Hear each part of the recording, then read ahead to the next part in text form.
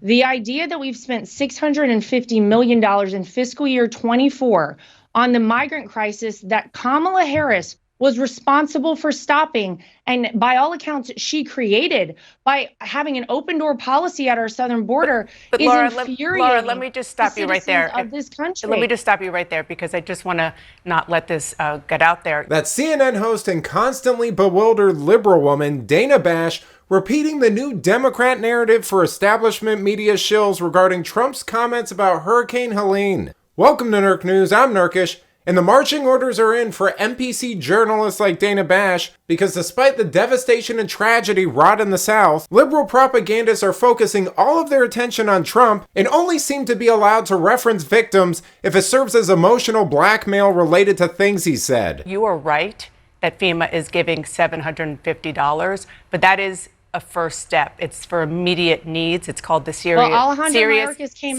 needs assistance. Dana, and said that they are out of money in terms of their hurricane relief. We have another hurricane heading towards Florida right now. What they have said is that there is money right now. Why don't they have anything in order? Why is it that right now the citizens in Western North Carolina are screaming for help, and it's having to come from local citizens? People from my hometown of Wilmington are driving across the state 6 hours to go to the mountains and help people. It is bad. Where is our federal government? Why are they out of money? It is bad there, but my question is about the misinformation, particularly the notion that they are moving money to migrants, undocumented migrants, which FEMA says flatly is not true. And if people are not getting correct information, then they can't go for assistance as they have been asked for. I just want to quickly play what Senator Tom Tillis. Let me just say for 1 second. Go ahead. You have migrants being housed in luxury hotels in New York City.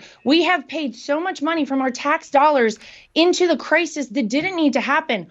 We could redirect money to help people immediately on the ground in North Carolina or in Florida, where we're probably going to have a situation coming up in the next several days. That's a separate tranche of money. That's a separate tranche of money. I want you to listen to. I want you to. This migrant crisis hasn't been a disaster for every American. It is a big problem, but that has nothing to do with the people in your home state right now. You know, I love this bureaucratic talking point that pretend journalists are using about how it comes from a separate pool of money, which apparently means the government's hands are tied, as if that has ever stopped them from finding money in the past. Conservatives have been doing a pretty good job at fielding attacks like this on these shows, but they really need to hammer home the idea that maybe we need to reallocate the distribution of those two pools, because the one for migrants seems to be significantly deeper than the one for Americans, especially when you consider the fact that the measly $750 they're offering victims doesn't go nearly as far due to Democrats doing everything in their power to devalue the dollar so they can try to sell more big government solutions to problems they created.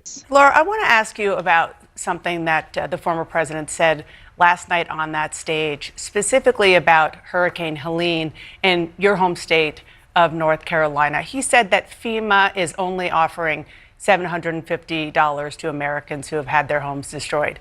That's not true.